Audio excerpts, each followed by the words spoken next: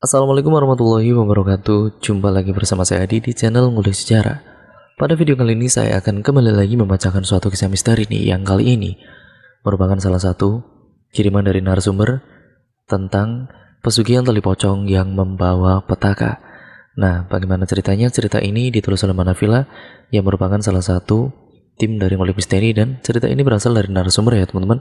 Dan untuk kalian yang mempunyai cerita horor juga, kalian bisa kirimkan ke email kami dan nantinya akan ditulis oleh Manavila dan nantinya juga akan saya bacakan di sini.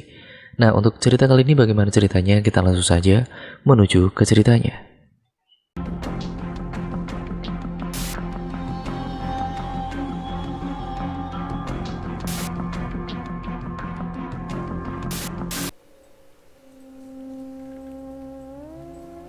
Suroso menelusuri jalan dari tanah merah itu. Gerimis yang masih berlangsung setelah hujan menjadikan tanah merah seperti segumpal lintah licin yang menempel di kaki hingga membuatnya beberapa kali terjatuh. Suroso sama sekali tidak ingin menemui adegan terjatuh dan semacamnya, karena di sebelah kiri dan kanannya ada kuburan. Apa yang dilakukan oleh Suroso di kuburan tersebut tidak lepas dari apa yang menimpanya seminggu lalu. Di depan warung sate miliknya, Suroso terkapar dengan darah yang keluar dari hidung dan mulutnya. Adapun tidak jauh dari dirinya, dua buah gigi tergeletak dan hampir saja terinjak oleh orang lain yang mencoba membangunkannya. Beberapa menit sebelumnya, sekelompok penagih hutang datang untuk menagih hutang yang menunggak selama 2 bulan. Suroso meminjam uang sebesar 5 juta rupiah untuk memperpanjang nafas warung satenya. Masalah terjadi ketika Suroso tidak mampu melunasi bunga yang membuat hutangnya menjadi 3 kali lipat lebih besar. Alhasil Suroso harus rela membayar perpanjangan jatuh tempo dengan luka dan memar di badan dan wajahnya. Juga uang hasil dari 5 porsi sate yang terjual pun diambil paksa oleh penagih hutang. Malam itu ia tidak mampu berjualan sehingga ia harus tutup lebih awal. Kalau mereka nanti datang lagi, panggil aku saja. Biar ku gorok mereka pakai golok peninggalan kakekku, ujar Marjuki sambil menyedot minuman keras yang berada di plastik hitam. Suroso dan Marzuki sedang berada di pos ronda untuk sekedar bercakap-cakap penghilang rasa bosan di rumah, mengingat keduanya masih bujangan dan juga sama-sama menghadapi peliknya nasib sebagai pedagang kaki lima. Pos ronda adalah tempat yang cocok untuk berkeluh kesah serta bertukar cerita. Coba aja Juk, kalau aku punya uang banyak, dengan cara cepat aku ingin bebas dari jeratan lintah darat sialan itu. Gak kuat lagi aku terus-menerus dikejar-kejar oleh rentenir, keluh Suroso yang kemudian menghisap rokoknya dalam-dalam. Ada acara, tapi kamu berani apa tidak? Tanya Marjuki dengan wajahnya yang tiba-tiba serius. Kamu curi saja tali pocong yang orang baru meninggal. Katanya tali pocong itu bisa memberikan kamu harta atau minimal kekebalan kalau kamu nanti disakiti orang. Wah, sinting kamu. Masa iya aku nyuri tali pocong orang yang baru aja dikuburin? Lagian tahu dari mana kamu soal begituan? Dulu di kampungku makam-makam baru selalu dijaga oleh hansip ataupun warga. Setiap Selasa pagi, kalau takut, intinya karena takut ada yang ngambil tali pocongnya. Kebetulan aku kenal dengan salah satu orang yang punya, beneran bikin kaya. Tadinya kerjanya di kebun, setelah pakai tali pocong jadi punya warung kelontong, dan sekarang hidupnya sudah enak. Rumah yang dia tempati juga sangat megah. Tidak lagi susah payah bekerja, tinggal nyari tali pocong, hidupnya sudah terjamin, ucap Marjuki antusias. Mendengar cerita Marjuki, Suroso mempertimbangkan rencana untuk melepas tali pocong orang lain demi bisa membuatnya bebas dari rantai kemiskinan. Setelah memikirkannya selama 2 hari, Suroso bertemu lagi dengan Marjuki untuk meminta petunjuk pesugihan itu. Dalam keadaan celana yang dipenuhi lumpur, Suroso tiba di hadapan kuburan yang masih basah. Kuburan itu milik pria Parubaya yang merupakan salah satu tetangga Suroso dan Marjuki yang meninggal karena serangan jantung ketika hendak berangkat pergi ke kantor. Ia mematikan lampu senter dan menaruhnya di atas kuburan lain. Lalu dia mulai mencangkul. Setelah memakan waktu 2 jam, akhirnya ia berhadapan dengan mayat yang bernama Samsuri. Karena tidak kuat melihat mayat berusia 1 minggu itu, Suroso memejamkan mata dan meraba-raba bagian kepala Samsuri untuk mencari simbol tali pocong lalu melepasnya. "Aku berhasil ngambil tali pocong itu," ujar Suroso dengan senyum sumringah sambil menentang ataupun menenteng sebotol bir. "Sudah kamu kasih sajen?" tanya Marjuki. Sudah. Marzuki tidak percaya bahwa Suroso berhasil melakukan pencurian tali pocong. Di pos ronda mereka bercakap-cakap seputar penjelasan Suroso untuk mencuri tali pocong itu. Suroso menceritakannya dengan penuh antusias, adapun Marzuki mendengarkannya dan kemudian sesekali menimpalinya botol bir tersebut adalah perayaan kecil-kecilan dari keberhasilan Suroso. Seminggu setelahnya, perayaan kecil itu ternyata mendatangkan hal besar. Berkat tali pocong itu, warung sate Suroso tiba-tiba didatangi banyak pengunjung. Biasanya Suroso selalu pulang dengan membawa sisa, tapi semua berubah ketika ia memelihara tali pocong itu. Ia tidak pernah lagi membawa sisa sate ke rumah ya, karena selalu saja ada yang bersantap di warungnya dan bahkan rela berdesak-desakan. Suroso mampu membeli gerobak baru dan menyediakan lebih banyak tempat duduk. Semua itu untuk menarik pelanggan-pelanggannya yang semakin banyak. Ia juga berhasil membeli sepeda motor walaupun baru membayar DP-nya saja. Semua itu terjadi kurang dari 1 bulan dan tetap saja ia pada akhirnya tidak mampu untuk melunasi utang-utangnya. Kebiasaan Suroso yang sering mabuk dan mengabur-aburkan uanglah yang menjadi faktor utamanya. Penghasilan setiap harinya ia sampai 1 juta. Ya, tapi uang itu langsung digunakan untuk membeli minuman haram bersama Marzuki. Belum lagi warung satenya itu sekarang ada saingannya. Pedagang baru yang berasal dari Madura, sepasang suami istri itu yang berjualan dekat dengan warungnya membuat warungnya Suroso tersaingi. Suroso pun berniat untuk melangkah lebih dalam ke dunia pesugihan. "Pokoknya warung sateku yang harus paling laku. Inilah nasib manusia, hampir tidak ada tempat yang tenang untuk duduk di muka bumi ini. Ya bahkan sesudah meninggal pun masih ada manusia yang jahat dengan mengganggunya." Suroso kembali lagi mengusik mayat seseorang dengan maksud hanya untuk mengambil tali pocongnya sebagai media pesugihan. Suroso dengan tega mengambil tali pocong yang membungkus satu-satunya barang si mayat yang dia bawa ke dalam kubur. Sifat nekatnya ini karena beban hidup yang terus mengimpit dirinya sendiri. Serta ia tidak rela jika usaha warung satenya tersaingi juga. Dia mengikuti jalan seperti yang pernah ditempuh oleh temannya yang sekarang menjadi kaya raya. Dengan kenekatan dan keberaniannya, Suroso mencuri tali pocong orang yang baru saja meninggal. Suroso selalu mengambil tali itu pada Selasa Wage. Ia berharap dapat memperoleh apa yang dia inginkan sehingga ia bisa menjadi kaya raya dan tidak lagi mengontrak di rumah yang hanya sepetak. Ritual ini dianggapnya paling mudah dan juga sederhana. Karena jika ia berhasil mengambilnya, maka ritual pesugihan yang dilakukannya akan berhasil dan semua keinginannya akan tercapai. Berbulan-bulan Suroso menunggu dan mengintai orang yang meninggal pada hari tersebut. Tidak jarang dia menyiasat mencari maklumat secara diam-diam hingga ke kampung sebelah. Suroso sangat berharap setiap hari ada orang yang meninggal agar tali pocong itu bisa ia gunakan sebagai media ritualnya. Hingga pada akhirnya dia mencari orang yang meninggal seperti yang diharapkan. Jika ia sudah mendapatkan tali pocong, sesampainya dia di rumah langsung ia simpan di dalam lemari menunggu waktu yang tepat untuk melakukan ritualnya.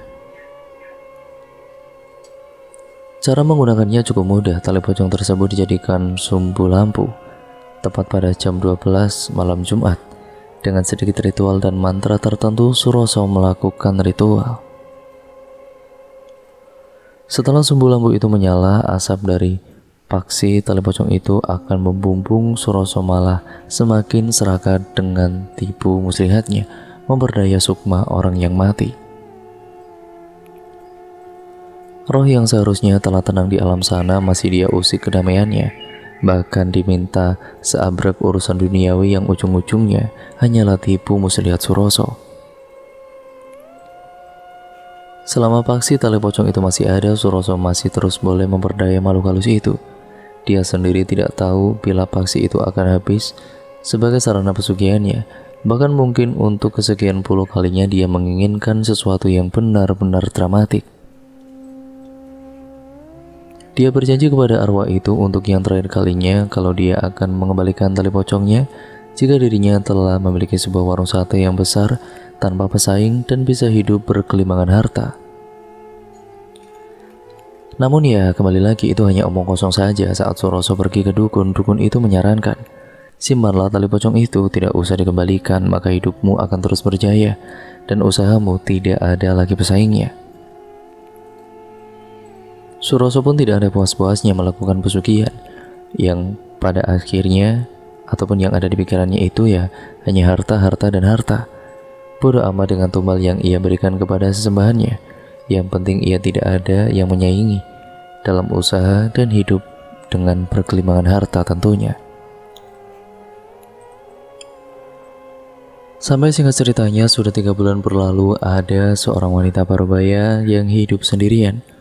Bukan tanpa alasan ia tidak mau meninggalkan rumah tersebut yang merupakan peninggalan suami tercinta. Selain itu, ia juga berjanji akan merawat suaminya yang dimakamkan tidak jauh dari rumah tersebut sampai akhir hayat. Meski begitu, tinggal sendirian bukan berarti hal buruk bagi Sariem. Suaminya yang dulunya jadi pengusaha kuliner cukup banyak meninggalkan harta.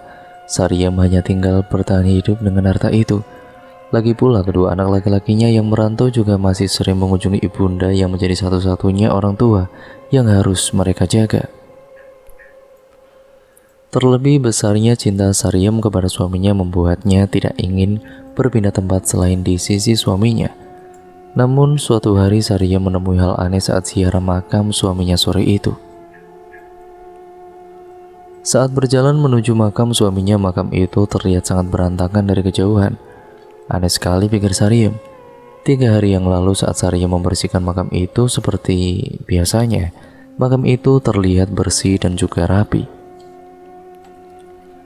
Namun saat mendekati makam itu, Sariem terkejut bukan main. Astagfirullah, kata Sariem tidak percaya dengan apa yang dilihatnya. Ia menemukan tetesan darah dari bangkai ayam di atas makam tersebut. Sariem juga menemukan 2 lembar uang 5.000 dan 2.000 rupiah di samping bangkai ayam itu. Sariem tidak tahu pertanda apa ini. Ia kemudian memanggil penjaga makam untuk menanyakan mengapa ada barang mengerikan seperti itu di atas makam suaminya. Ya saya tidak tahu bu, saya baru datang ke makam ini juga, kata penjaga makam itu. Tapi biasanya hal begituan digunakan untuk mistis bu, imbuhnya. Apa itu melibatkan mayat suami saya pak? Tanya Sariem khawatir. Kalau itu saya kurang tahu bu, tapi biasanya ada yang diambil dari makam yang diberi uang begituan, jawab penjaga makam itu. Kalau begitu saya minta tolong untuk mengecek kuburan suami saya pak. Saya tidak mau makam suami saya dirusak begitu aja. Tolong bantu saya memastikannya, kata Sariem memohon. Lalu penjaga makam yang terlihat sedikit ogah-ogahan itu akhirnya menuruti permintaan Sariem.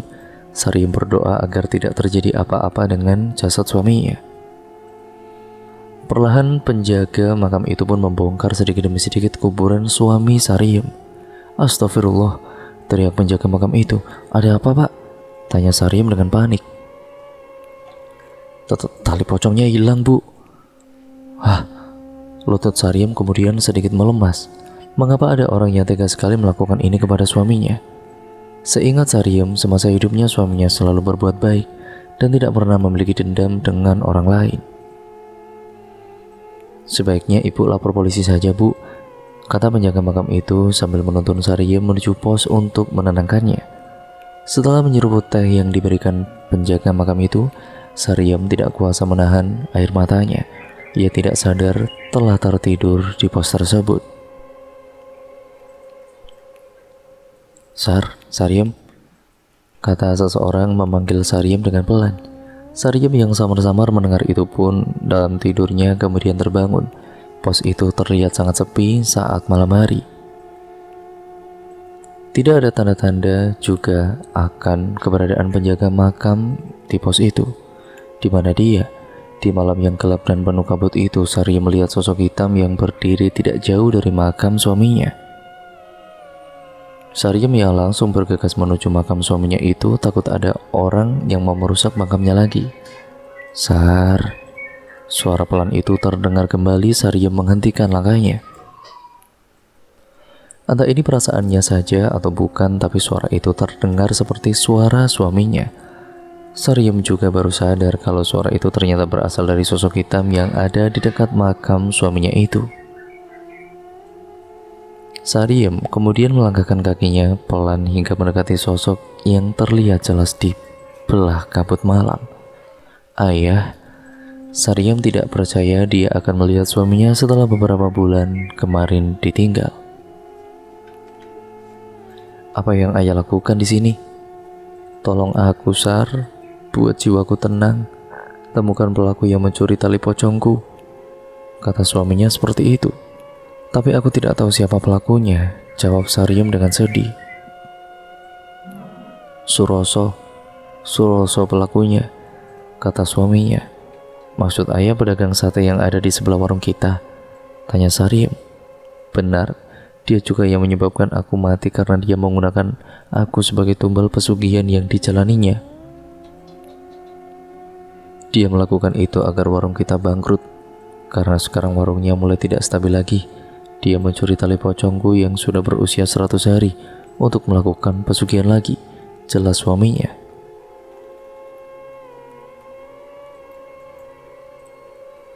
Perlahan sosok suaminya memudar.